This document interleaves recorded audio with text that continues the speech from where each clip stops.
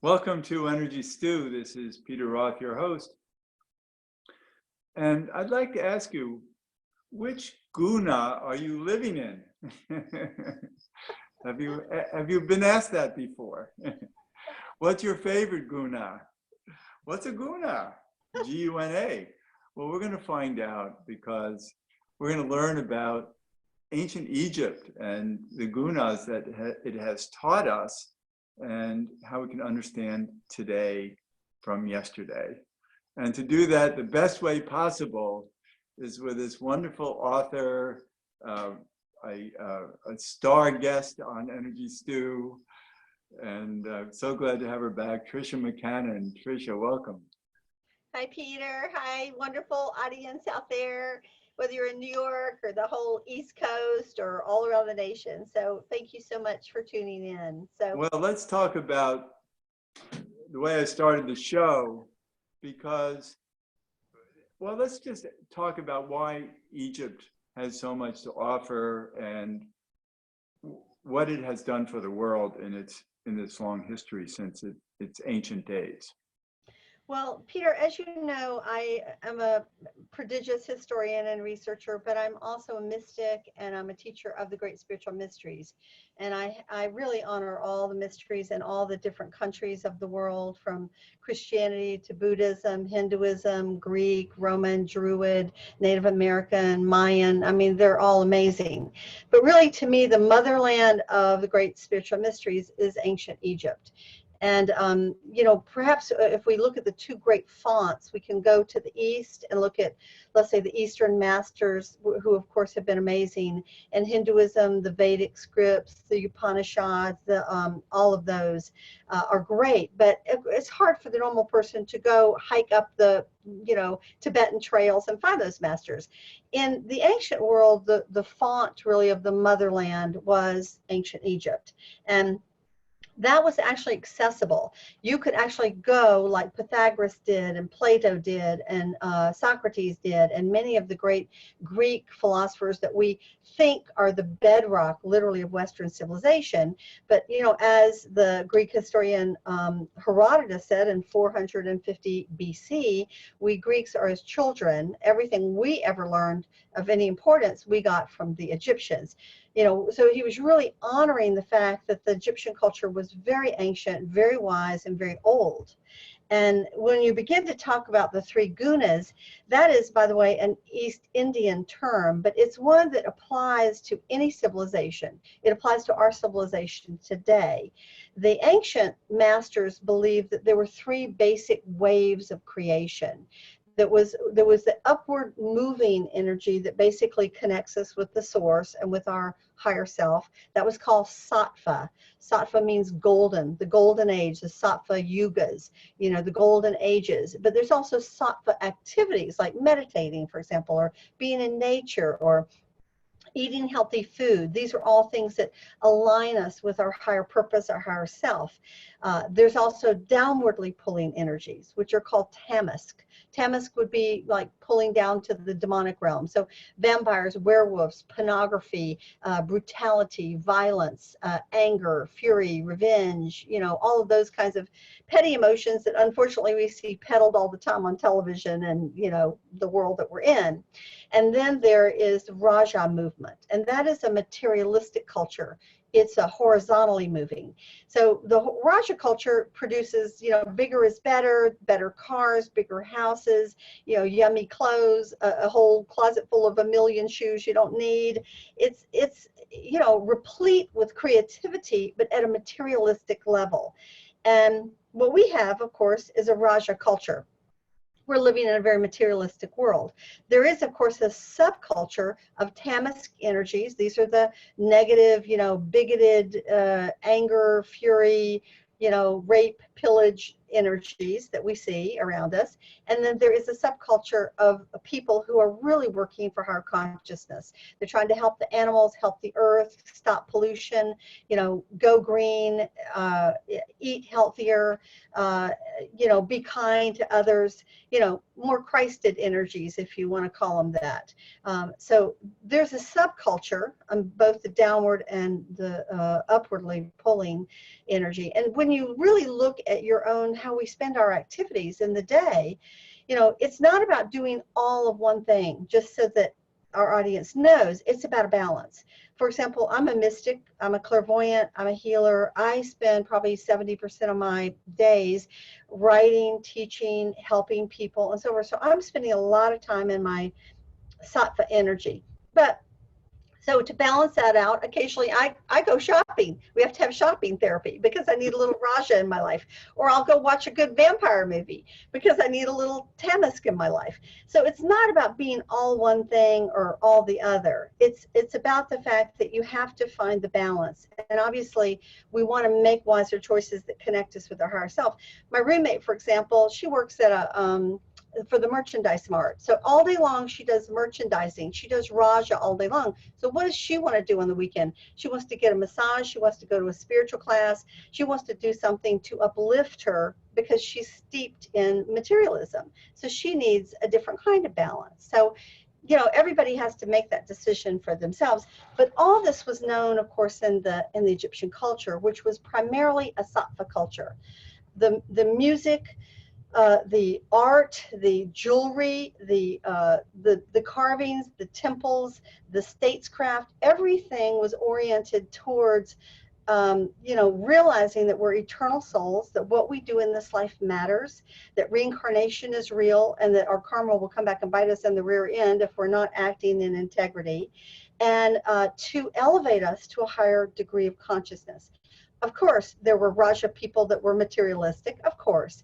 Of course, they had to maintain armies because there were other cultures that were trying to constantly invade Egypt.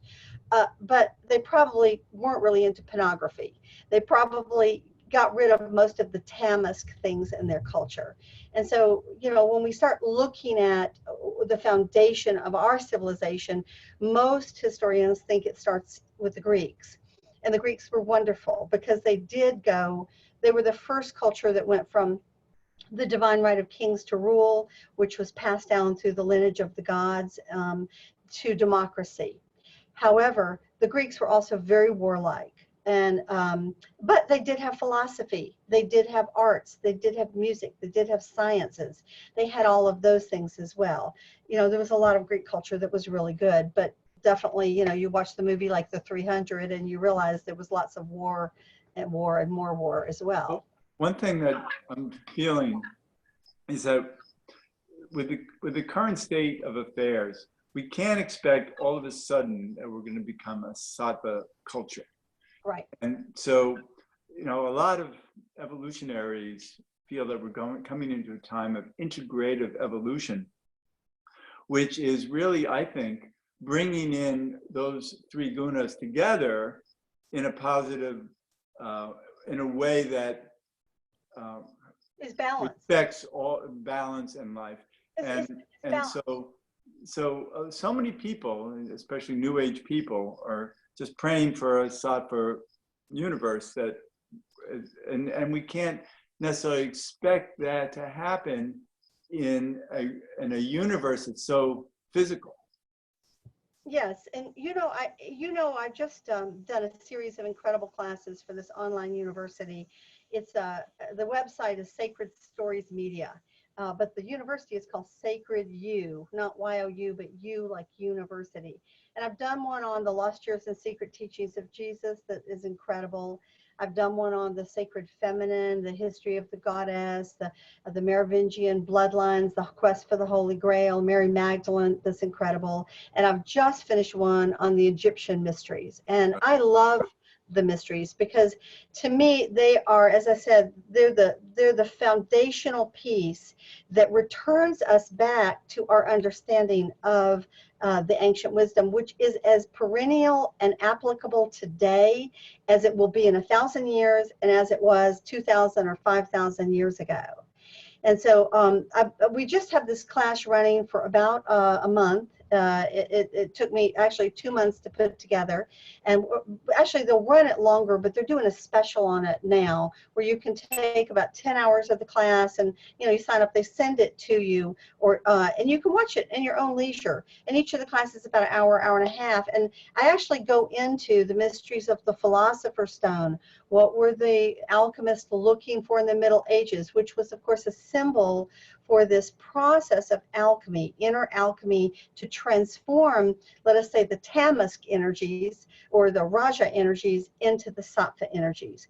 How to transform the egoic self that's petty and egotistical into the divine self, and thus attain immortality and wisdom in the process. I get into the structure of the great spiritual mystery schools. I talk about the founders of the schools, which were Thoth, the god of wisdom.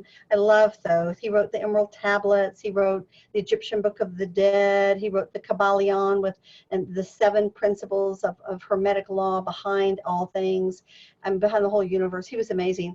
And he was the father of Isis. And of course, Isis is the I am principle of the divine feminine.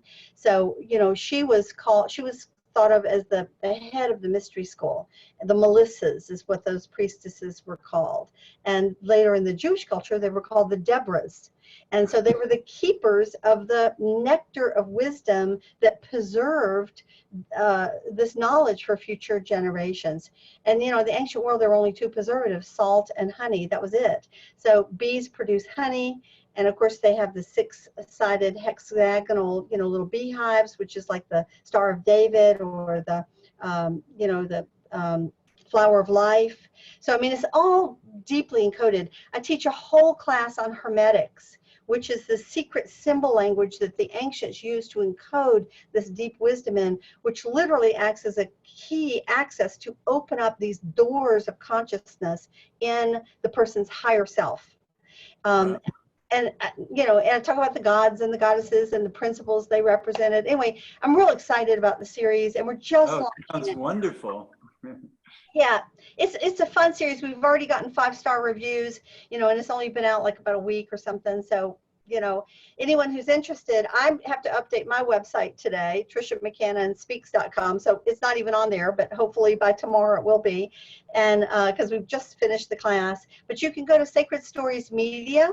And look under Sacred You, and you can actually watch the first module for free, which is like an hour and 15 minutes on each one of these courses. So, it's great, and I'm excited about it because I love ancient Egypt. And the more we excavate it and the more we understand about it, the more we realize that probably the traditional version that we've been taught of history, where we say it started 3100 BC, is probably when the human kings began to rule. Before that, there were the demigods, and before that, there were the gods. And these, of course, were very long-lived, human extraterrestrial beings, very tall, that were world civilizers who had an enormous amount of information, and they taught us the foundations that we have built all civilization on, all the arts, all the sciences, mathematics, sacred geometry, architecture, herbology, healing, law, magic, medicine, metallurgy, statesmanship, city planning. I mean, it's literally the mother lode, so to speak, mother lode and motherland. Right. So these demigods and gods were the teachers of the humans, yes, who in the end became our Egyptian pantheons, heroes. Exactly. And let me say today, as you may know, Peter, I have seen UFOs since I was little. I've been on board them. I have spoken at many conferences, not only about Atlantis, Antarctica, ancient Egypt, the Divine Mother, Jesus, but also about the world of UFOs. And that's a complex world. But I think today, as we are starting to come to the realization that a lot of the legends of the gods, the Greeks, the Romans, the Norse gods, the East Indian gods, the Mayan gods, the Egyptian gods, that they were actually based in humans interacting with very tall, long-lived, advanced, scientifically advanced, sometimes spiritually advanced, sometimes not so spiritually advanced, sometimes just as kind of Right. uh, Characters. yes, exactly. They were just as human as us. I mean, they were having sex. They were, sometimes fighting each other. They were not all evolved, okay? But some of them really were evolved, and they were much more evolved in a lot of ways than we were around technology and the foundations of civilization. And I think that for a while there in the UFO world, it was very popular to start thinking that they were all horrible, oh, maybe they're reptilians. Well, there are reptilians, but it wasn't these guys, okay? Or they're grays. No, the grays are a different group altogether. Oh, we were slaves of the gods.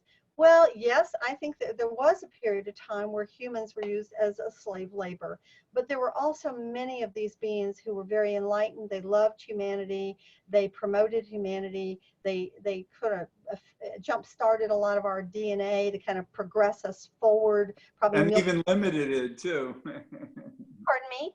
And even limited it also, our DNA. I mean, they jump-started it. They did. But they also needed us to be subservient to them.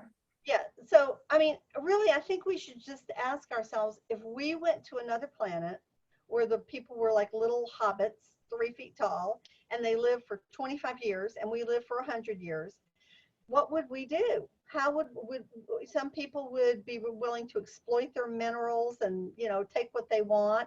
Others would have compassion for the people who live there and try to help them, try to teach them, try to befriend them, try to enlighten them and raise them up. So really, these people these parents of ours, they act just like we do. You have the good, the wonderful, the bad, and the ugly, and you've got the whole mixture. And so of course exactly. So you have some like Thoth and his daughter Isis and her husband Osiris and their son Horus, who were really enlightened beings who loved humanity and were all about the spiritual awakening and enlightenment of the human race. And you had others that really were kind of there to, exploit the resources of our planet and, get out of there because they had their own agenda. So, it's a complex subject that is, in today's popular thought, there's a lot of fear about ETs. And I think we have to back off of that and just kind of realize that, we have a universe that has beings that are very enlightened, who really do want to help us. We have some that are exploitive, just as we ourselves exploit our own populations, exploit our animals, exploit our oceans, exploit our forest. We have people from other planets that are exploitive, just like we are. And we have others that really would like to come into some kind of an equal partnership with us. So it's not like one size fits all, or it's all one easy answer. But I think we have to remain open, grateful for the good things, and also, in many ways, I think we're kind of like someone who's 21 years old. We've gone through a lot of different phases. First, we loved the gods, they were our parents. Then we went through our teenagehood. We rebelled against the gods, hell no, we're not going to take it anymore. Then they left. Then we grieved over the fact that they were gone. Then we decided to deny the fact that they even existed, and we turned them into myths and fairy tales and legends. And now we're coming full circle to go, oh my gosh, they were like real. They really interacted with us. And so now we're in the, and you're not coming back and taking our authority from us anymore, damn it. We're our own people, our own civilization. We're going to build a space war out there, so you can't get to us. So we're like a 21-year-old. I can handle my own life now. But I think if we can kind of look at it from a higher perspective, that we have come a long way, but we still have a long way to go. And a lot of these civilizations are much older than we are, and they've gone through the same growing pains that we're going through.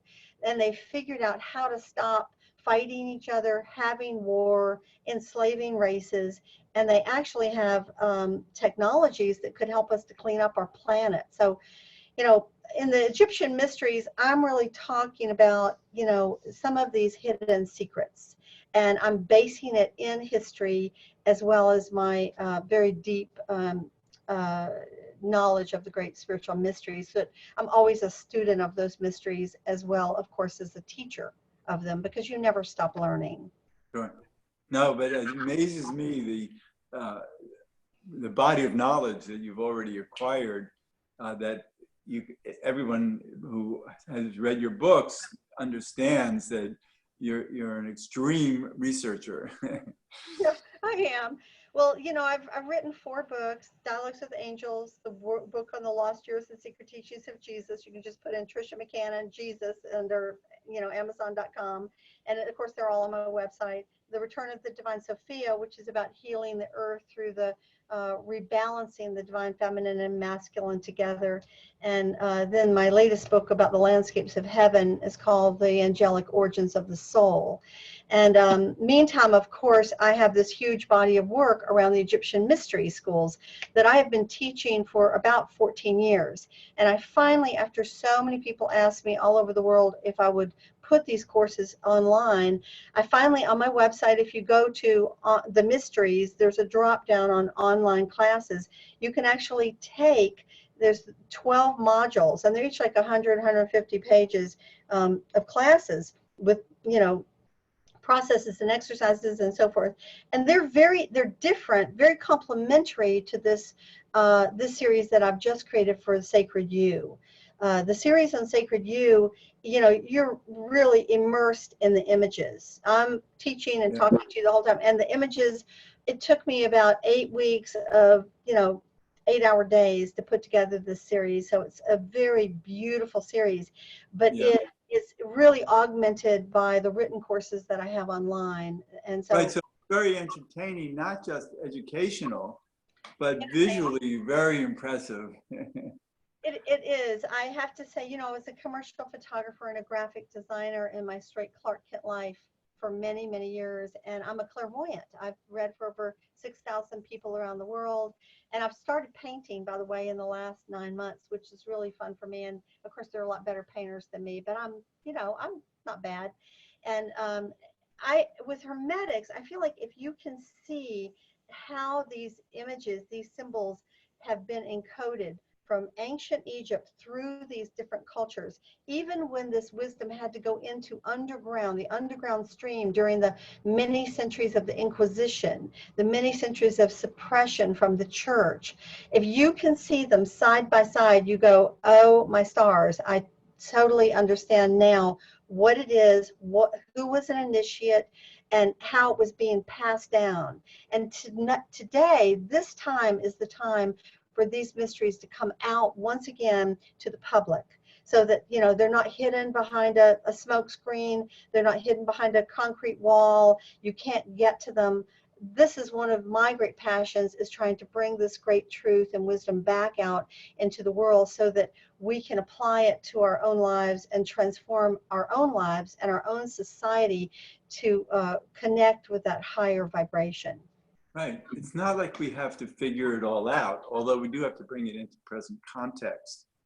But there's so much there, so many truths there for us just, you know, I've been doing so many shows on like Taoism and, you know, ancient times, and, you know, and even the Bhagavad Gita. It's amazing how rich and deep it all is for us just to soar with. I mean, it's not, it brings us right into it. Well, you know, you're really right. And the ancients talk about the fact that there were these various cycles in time. And I know that's not the primary focus of this show, but they talk about the fact that was a period of time on the earth where most of the cultures were sattva based. They were really oriented towards the light. and towards remembrance of who we are. And then slowly they that was the golden age. Then they went down to the silver age where we were a little less aware. Then the bronze age where we were even less aware. And then the Kali Yuga, or the iron age, where we really fell asleep into materialism, superstition, and ignorance, which is, as far as I'm concerned, definitely the dark ages, is one of those. We can look at that and go, that's where we were. So during the Renaissance, we began to creep back out of that, where science became very important.